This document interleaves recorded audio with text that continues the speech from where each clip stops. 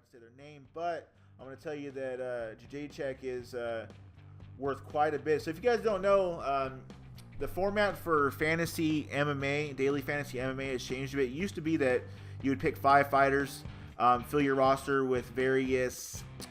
Each fighter had a various salary based on if they were either a favorite or an underdog coming into the fight. Usually these salaries line up pretty closely to like the Vegas odds. Like if they're a big favorite in Vegas, they're usually going to have a pretty large salary here on this website. But now they changed it. I guess maybe they thought that in certain situations where fights were so even that it created a funny algorithm with just picking 5 fighters, so they changed it to 6 fighters. It makes it a little bit more complex, and the good fighters don't have as high of a salary as they used to. So it used to be with 5-fighter setup structure in fantasy MMA that the high-paid fighters would be like right around between 10 and 11,000, and sometimes even over 11,000.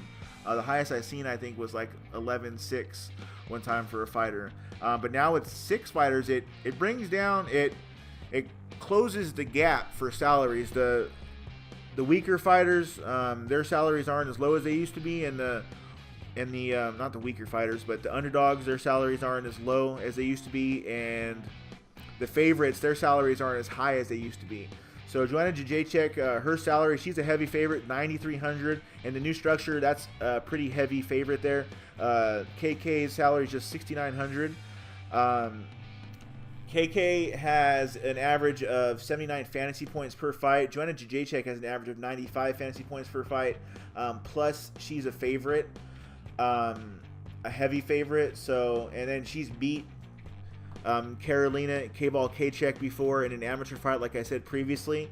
So she's definitely my pick going into that fight.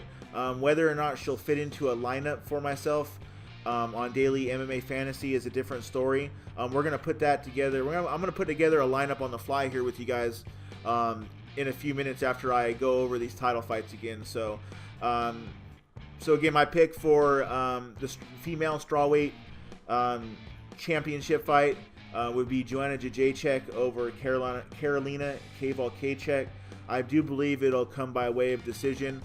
It's going to be a technical stand-up fight, and JJ, I believe, will be a slow-rolling train that will start to gain momentum as the fighting goes on. A lot like how she did, what's her name? The Canadian girl. I just lost it in my mind there a couple of fights ago. Anyways, Joanna Jacek has had other fights like this with other technical stand-up fighters, and I believe it'll go right around the same way. Joanna Jacek by a 5-round decision, unanimous decision. I believe she'll slowly and efficiently pick apart KK. Moving on, and Valerie Letourneau, by the way, that is who Joanna Jacek fought, Valerie Letourneau, and she picked her apart methodically in that fight.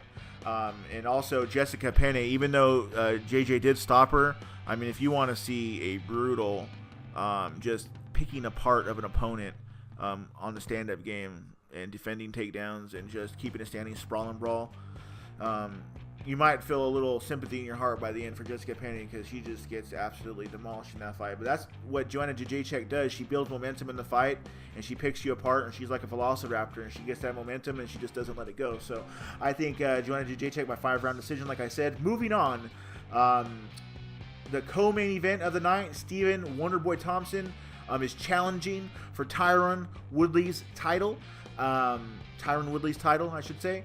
And Stephen Wonderboy Thompson is a stand-up specialist. His whole life, karate and kickboxing, American kickboxing. He has the dexterity and the ability to put his foot and his shin places on your upper body that can put you to sleep like no one other. He has the ability to control range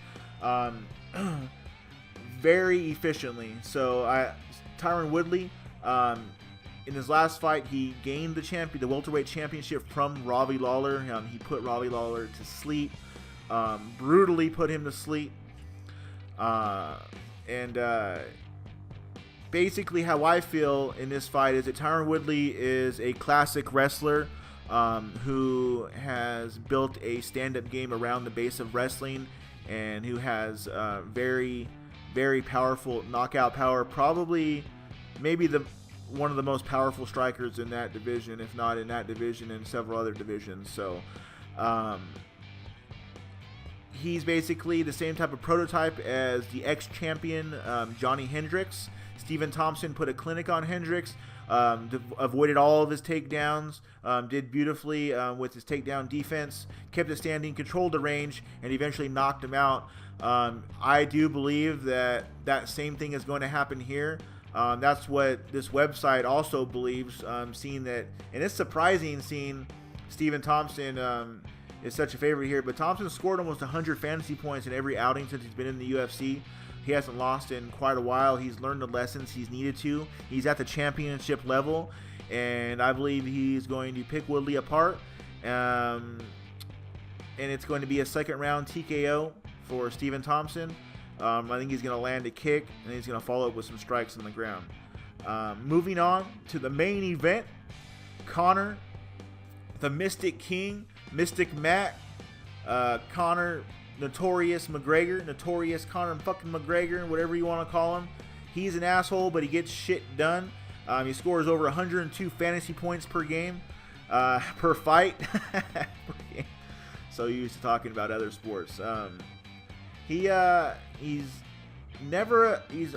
really never an underdog in Vegas or here, but he's, for the average person, they sure do like to root against him, and it's because he aggravates a lot of people. He gets a lot of attention. Exactly what he wants to do with his verbal antics, with his pre-fight routines that he does. The way I want to talk about picking people apart efficiently. He can talk shit with the best of them. So he doesn't flinch when it comes to conflict. He's fighting, of course, the lightweight champion, Eddie Alvarez. Conor, who is the featherweight champion, going up in weight to challenge Eddie Alvarez. The UFC has said that once Conor fights this fight, if he wins and he wins the lightweight championship, he will have to let one of the two belts go. Most people do believe that if Conor is in fact forced to let one of those belts go, that he will most likely let go of the featherweight belt, since it's the harder weight cut. Featherweight's 145, lightweight's 155. Conor's a rather large framed featherweight. He will never deny his ability to do anything, and that includes the weight cut. He says that there's no problem getting down to featherweight, but his coaches, especially John Kavanagh, his head coach, has said on multiple occasions that he doesn't want to see Conor go down to featherweight anymore, that he feels like it depletes too much out of him. So that's got to speak for something. So anyways, getting back to this fight, Eddie Alvarez again, this is a typical prototype in MMA. It was a recipe for success for a long time, going back to guys way back in the day like Mark Coleman, wrestlers who develop a bit of a stand-up game and who have some good ground and pound, who are just vicious, tenacious, hard-nosed guys. And that's what Eddie Alvarez is. He's a grappler, he's a grinder, but he has finishing ability, and he has the ability to be explosive in tight situations. I feel like where Conor does his greatest damage is in range with a little bit of a distance. Eddie has the ability to close that gap and to deliver damage at a greater volume than what Nate Diaz could in the clinch. Nate, I really felt like, was trying to get that fight to the ground, was trying to get a trip, was trying to do a little bit of work against Conor on the cage, and he really put it on him at the end of one of those rounds, I know, but I really felt like Nate wanted to get that fight down to the ground from the clinch, try one of his judo-type throws or one of his jiu-jitsu trips to get that down to the ground. I feel like Eddie would feel very comfortable smothering Conor against the cage and putting hands on him there and putting work, dirty boxing in against the cage without having to take Conor down. But if a smaller, equally polished wrestler in Chad Mendes could take Conor down, I believe that Eddie Alvarez could take Conor down. Eddie Alvarez is well conditioned. Not to say Chad wasn't, but Chad did take that fight on early notice, not to make it on late notice, not to make excuses for him. But Eddie Alvarez had a full camp. He's dedicated.